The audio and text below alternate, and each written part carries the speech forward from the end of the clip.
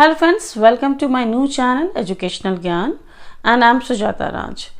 इस चैनल पे मैं आपको सारे साइकोलॉजी के टॉपिक्स को कवर करूँगी। जो स्टूडेंट बीए कर रहे हों या एमए कर रहे हों या कोई भी टीचिंग या कॉम्पिटिटिव एग्जामिनेशन की तैयारी कर रहे हों, साइकोलॉजी एज अ सब्जेक्ट लेकर के, उनके लिए चैनल काफ़ी बेनिफिशियल है क्योंकि मैं सारे साइकोलॉजी के टॉपिक्स को इस पर डिस्कस करूँगी। तो चलिए आज के टॉपिक को स्टार्ट करते हैं।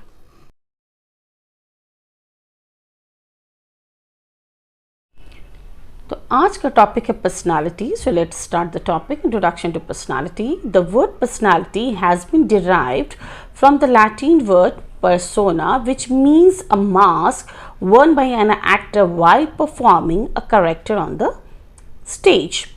तो ये पर्सनालिटी वर्ड कहाँ से आई, डिराइव्ड कहाँ से हुआ है? तो ये लैटिन वर्ड पर्सोना से हुआ है। और पर्सोना का मतलब क्या होता है? मास्क, यानी किसी का मुखौटा पहनना। ये मास्क मतलब क्या होता है? मुखौटा। तो पहले के ज़माने में जब भी कोई ड्रामा होता था तो कोई एक जो पर्सन होता था वो किसी का कैरेक्टर प्ले करता था, तो उसका वो मास्क पहनता था। तो मास्क पहनता था तो उसे हम पर्सोना कहते थे। जैसे अभी भी आप रामलीला वगैरह में देखते होंगे तो कोई राम जी का कैरेक्टर प्ले करता है, कोई सीता जी का, कोई हनुमान जी का, कोई रावण का। तो वो जो मास्क पहनता है जो भी पर्सन, उसका वो अपना कैरेक्टर शो नहीं हो रहा है, उसका कैरेक्टर शो हो रहा है जिसका उसने मास्क पहना है।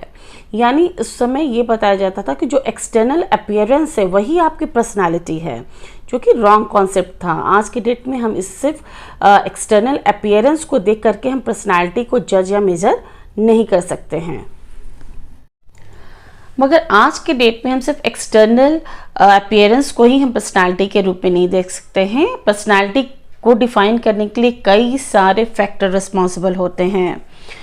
The term personality is often understood in a term of a social attractiveness. A good personality is considered to be one who impresses other people and who has the ability to get on well with others.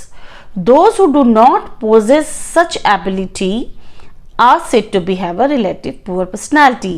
अगर as a layman अगर हम बात करें तो हम कहते हैं कि अगर कोई भी पर्सन देखने में अट्रैक्टिव है या इम्प्रेसिव है तो हम कहते हैं कि उसकी पर्सनालिटी अच्छी है। अगर वो देखने में अच्छा नहीं है, अट्रैक्टिव नहीं है, तो हम कहते हैं कि उसकी पुअर पर्सनालिटी है।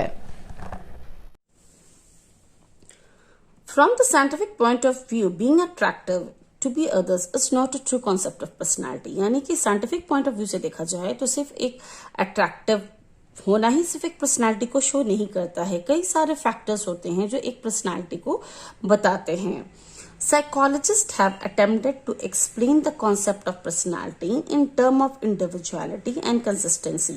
तो ये दो शब्द बहुत ज़्यादा इम्पॉर्टेंट है। एक तो पर्सन की इंडिविजुअलिटी क्या है और जो भी काम कर रहा है उसमें कंसिस्टेंसी है या नहीं। यानी कोई भी काम अगर हम लॉन्ग टर्म तक करते हैं तो हम कहते हैं कि इस पर्सन में ये क्वालिटी है।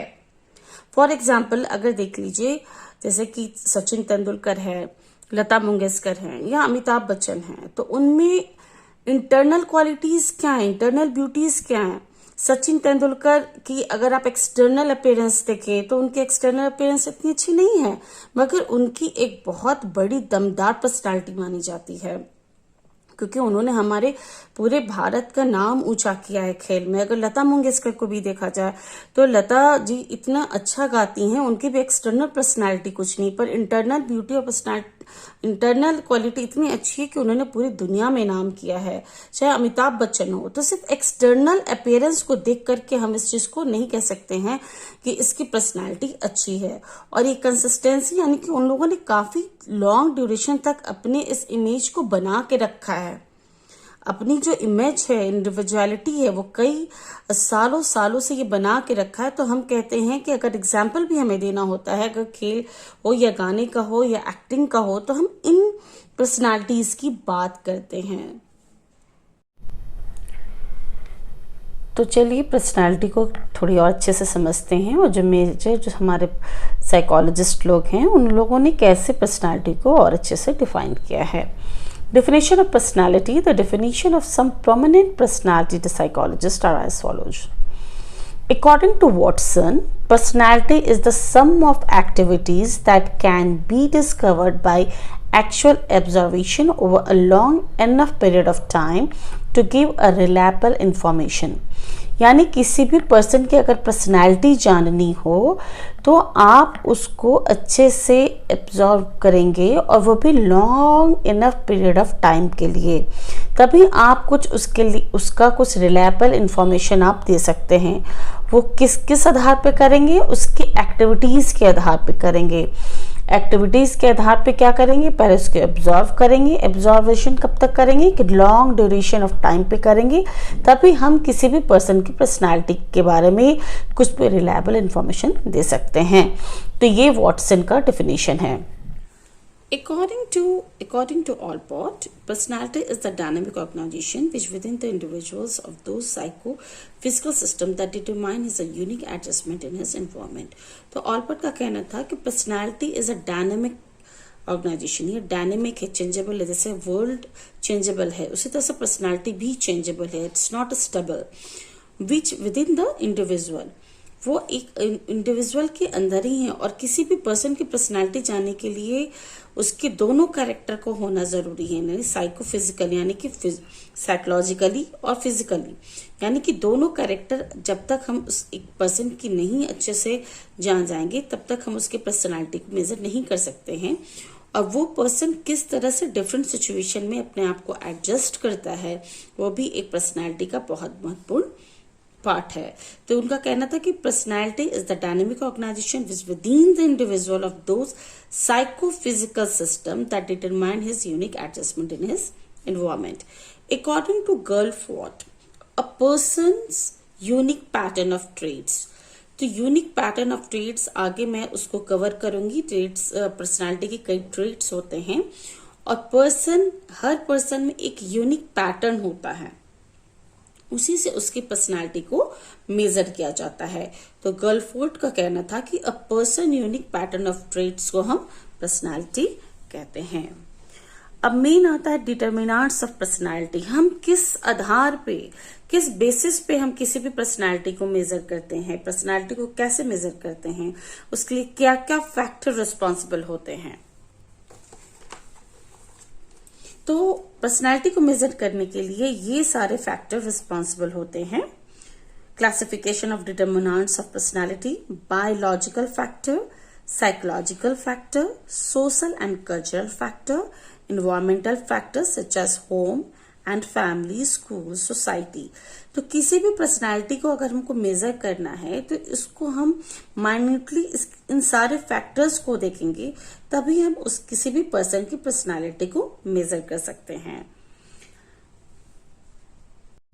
तो हम बायोलॉजिकल डिटर्मिनेंट पढ़ेंगे। Biological determinant also known as physical determinants emphasizes that physics and the body functioning are directly responsible for the responsibility development. Some of these factors are, यानी कि किसी भी पर्सनालिटी को मेजर करना होता है तो हम इसकी एक्सटर्नल अपीयरेंस को तो देखते हैं, इंटरनल को भी देखते हैं। तो ये एक्सटर्नल अपीयरेंस को बता रहा है, जिसमें कि फिजिकल डिटर्मिनेंट उसकी फिजिक कैसी है, इस चीज को वो बायोलॉजिकल डिटर्मिनेंट में हम देखते हैं। उसके कई सारे फैक्टर्स हैं, जैसे कि body build, it influences personality directly by the determining what an individual can do and can not do, as well as what body build are superior और इंफीरियर। तो ये जो बता रहा है कि ये आपका जो आप बॉडी देख करके ये बता सकते हैं कि ये पर्सन ये काम कर सकता है या नहीं कर सकता, इसकी जो बॉडी बिल्ड है वो सुपीरियर है या इंफीरियर है। Some of the known body builder, तो ये तीन प्रकार के 3 टाइप्स के ये बॉडी बिल्ड है, जिसको एक्टोमॉर्फ बोलते हैं, इंडोमॉर्फ बोलते हैं और मेसोमॉर्फ बोलते हैं। Ectomorph a person who are tall and thin in their body. तो एक्टोमॉर्फ वाले पर्सन कैसे होते हैं? वो लंबे होते हैं और पतले होते हैं। तो आप देखते होंगे कि जो लंबे और पतले इंसान होते हैं वो बहुत फास्ट दौड़ते हैं, है ना। तो ये एक पर्सनालिटी का फैक्ट हुआ। दूसरा इंडोमॉर्फ जो होते हैं, जो गोल मटोल जैसे होते हैं ना, गोलू पोलू टाइप के वो होते हैं। तो उनकी जो पर्सनालिटी होती है वो बहुत ही वो who have a round and soft body build. तो ऐसे इंसान से अगर आप कहेंगे ना कि अब थोड़ा दौड़ के दिखाओ या कुछ हैवी वजन उठा कर दिखाओ, तो ये वो काम नहीं कर पाते हैं। तो ectomorph is more superior than endomorph माना गया है कि एक्टोमॉर्फ ज़्यादा सुपीरियर है इंडोमॉर्फ से। Mesomorphs who are strong and muscular in their body build, ये इन दोनों से सुपीरियर हैं, एक्टोमॉर्फ से भी और इंडोमॉर्फ से भी, क्योंकि who are strong and muscular in their body build, जो वे मस्कुलर, जो बहुत ताकतवर दिखते हैं, जो कि हर एक्टिविटीज़ में अच्छे होते हैं, उनको दौड़ने के लिए कहा जाए या उनकी बॉडी बिल्ड की बात की जाए तो वो हर चीज़ में अच्छे होते हैं, तो उसको मेसोमॉर्फ कहा जाता है। Mesomorphs have been found to be superior to both ectomorphs and endomorphs in activities like speed, endurance and agility। यानी कहा गया है कि जो मेसोमॉर्फ वाले होते हैं वो स्पीड में हो, उनकी एबिलिटी की बात हो, स्पोर्ट्स की बात हो, हर चीज़ में इन दोनों से आगे होते हैं। बायोलॉजिकल डिटर्मिनेंट का ये दूसरा फैक्टर है physical attractiveness. It is another physical component that affect the development of the personality। तो ये दूसरा फिजिकल कंपोनेंट है। एक तो आपने देखा कि फिजिक कैसी होती है, दूसरा ये आपका जो अट्रैक्टिवनेस है किसी भी पर्सन की पर्सनालिटी को मेजर करने के लिए, तो ये भी एक इम्पॉर्टेंट कंपोनेंट माना जाता है। Breslin and Lewis have commented that it is very much rewarding to be with a someone who is physically attractive। तो जो अट्रैक्टिव देखने में होते हैं, जो देखने में अच्छे होते हैं, तो उसको एक रिवॉर्डिंग के तौर पे दिया जाता है। सच पूछे तो एक भगवान ने उसे एक तोहफा दिया है जो किसी को वो अट्रैक्ट कर सकता है। Generally, it has been found that the people tends to be a more tolerant in their attitudes and judgments of an attractive person। This is the reason why a pretty child is less likely to be punished or criticized for a troublesome behavior than a simple looking homely child। तो ये चीज़ पाई जाती है कि अगर कोई attractive बच्चा है, देखने में बहुत प्यारा, अगर वो कुछ गलती भी करता है तो वो जल्दी उसको पनिशमेंट नहीं मिलती, पर जो अगर होमली चाइल्ड है, जो देखने में एवरेज है, अगर वो कुछ गलती करता है तो ये देखा गया है कि उसको पनिशमेंट बहुत जल्दी मिलती है। तो ये भी एक एडवांटेज है हमारा फिजिकल अट्रैक्टिवनेस किसी भी पर्सनालिटी के कंपोनेंट्स में मेजर करने के लिए। होम्योस्टेसिस हमारे बायोलॉजिकल डिटर्मिनेंट का थर्ड पॉइंट है। होम्योस्टेसिस मतलब होम्यो मतलब होता है सेम और स्टेसिस मतलब होता है standing. Homeostasis is another important determinant. It refers to the maintenance of a stable internal environment। Stable internal environment पे ध्यान दीजिएगा। Through relatively having normal temperature, normal level of blood sugar, normal level of blood pressure, proper water balance, etc. When any of these conditions is upset, disequilibrium starts and the disturbance in the homeostasis result। यानी body में किसी भी तरह का imbalance हुआ, चाहे तो आपको ब्लड प्रेशर हो जाए, ब्लड शुगर हो जाए, या उसमें आपका टेम्परेचर अप एंड या डाउन होना शुरू हो जाए, या प्रॉपर वाटर की कमी हो जाए, तो भी आपका होम्योस्टेसिस इफेक्ट करता है। और जब कहीं ना कहीं वो, अगर आप इंटरनली कहीं से कहीं वीक हैं तो आपको वो एक्सटर्नल अपीयरेंस आएगा, कहीं ना कहीं आपको वो साइकोफिजिकल यानी कि फिजिकली और साइकोलॉजिकली, साइकोलॉजिकल मीन थिंकिंग, दोनों कैरेक्टर को वो इफेक्ट करेगा। तो ये बहुत ही इम्पॉर्टेंट है। मान लीजिए कि आप अगर डायरेक्टली बात करते हैं तो होम्योस्टेसिस अगर आपका नॉर्मल है तो आप बहुत ज़्यादा रिलैक्स्ड होंगे, कंफर्टेबल होंगे, लोगों से इंटरेक्ट करने में आपको अच्छा लगेगा। पर अगर वो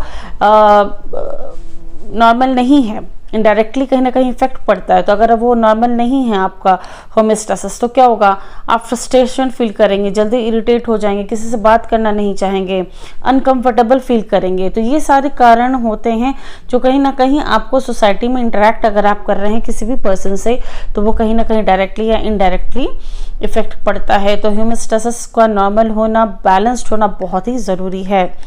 और personality is affected by the homeostasis of और अ लैक ऑफ इट। अगर कहीं भी कुछ कमी होगी इन किसी भी चीज़ों की, तो कहीं ना कहीं आपके पर्सनैलिटी को इफेक्ट करता है।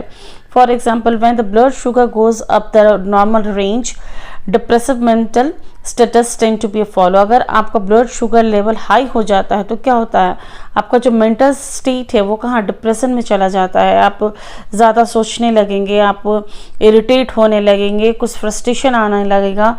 तो जहाँ भी कुछ भी इम्बैलेंस होगा, कहीं ना कहीं आपके इंटरनल ऑर्गन को इफेक्ट पड़ेगा, और जो कुछ भी अगर इंटरनल डिस्टर्बेंस होगा वो बाहर आपको एक्सटर्नल शो होगा ही होगा, वो आपके एक्सटर्नल अपीयरेंस में आएगा ही।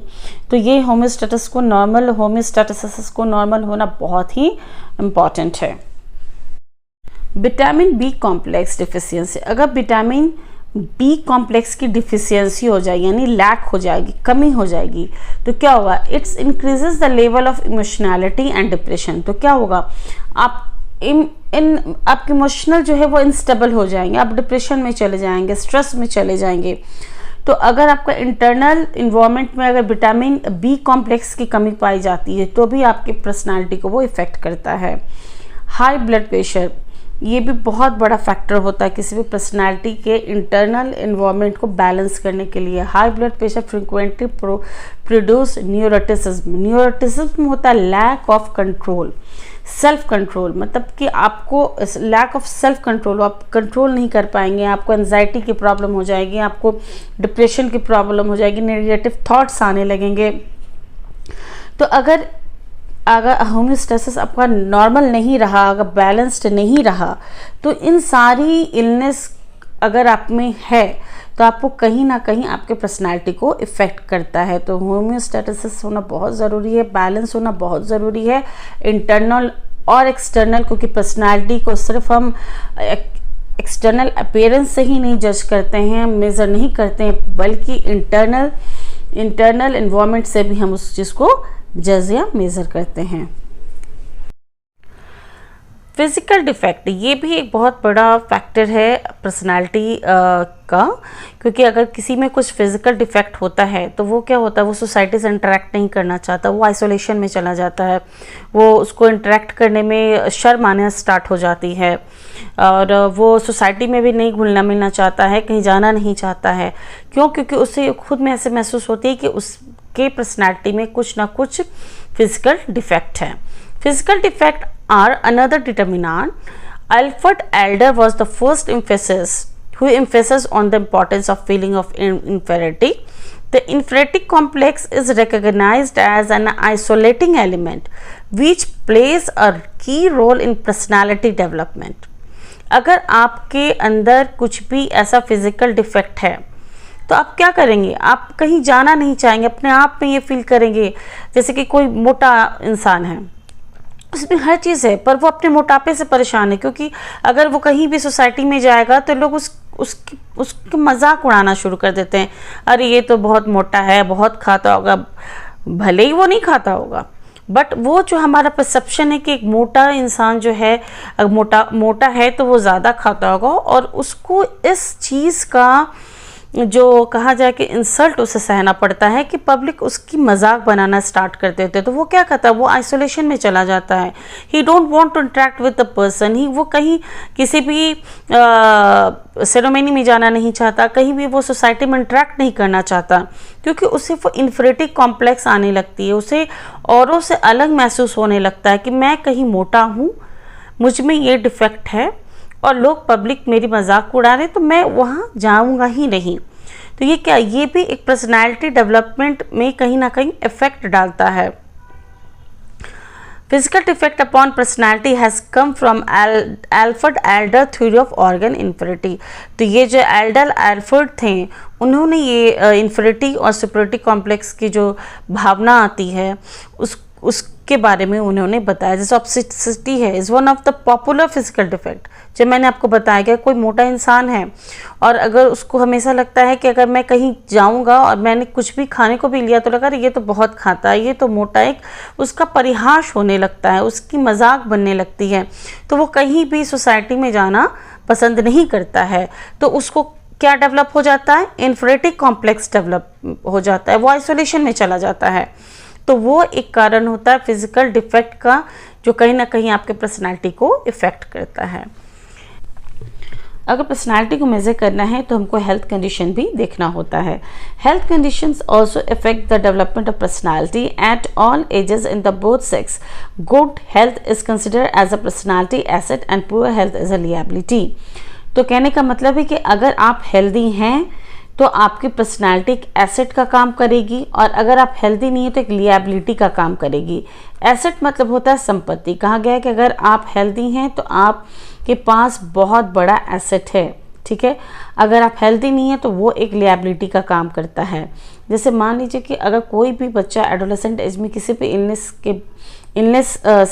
के दौर से गुजरता है तो उसके पर्सनालिटी डेवलपमेंट में बहुत बड़ा इफेक्ट होता है ना। इसलिए कहा जाता है कि हमेशा एक हेल्दी एटमॉस्फेयर होना चाहिए घर में या बाहर में, तो उससे आपकी पर्सनालिटी भी काफ़ी अच्छी आती है, क्योंकि एक्सटर्नल और इंटरनल दोनों इफ़ेक्ट करता है आपके पर्सनालिटी को। जैसे मान लीजिए कि किसी को कोई भी इलनेस हो जाती है, जैसे डायबिटीज़ हो गया, ब्लड प्रेशर हो गया किसी भी पर्सन को, तो उससे क्या होता है, उसमें क्योंकि इंटरनल इन्वायरमेंट कहीं ना कहीं इफेक्ट पड़ता है। जब इंटरनल इन्वायरमेंट इफेक्ट पड़ेगा तो वो एक्सटर्नल अपीयरेंस में दिखता है। तो अगर इस ढंग कोई भी इलनेस हो जाता है तो क्या होता है, आप में फ्रस्ट्रेशन स्टार्ट हो जाती है, आप इनस्टेबल इमोशनल में इंस्टेबिलिटी आ जाती है, फिर आपको एंजाइटी होने लगता है, डिप्रेशन के शिकार हो जाते हैं। तो कहा गया है कि अगर आपका हेल्थ अच्छा है, if your health is good then your personality will be like a asset, और अगर नहीं है तो it will be a liability. तो मुझे लगता है कि ये वीडियो बड़ा हो गया है और बायोलॉजिकल फैक्टर जो है हमारा वो कंप्लीट हो चुका है। तो कमिंग वीडियो में मैं रिमेनिंग जो डिटर्मिनेंट हैं उनको मैं डील करूँगी। और थैंक्स फॉर वॉचिंग। अगर आपको मेरा वीडियो अच्छा लगा हो तो please do like, subscribe and share my channel.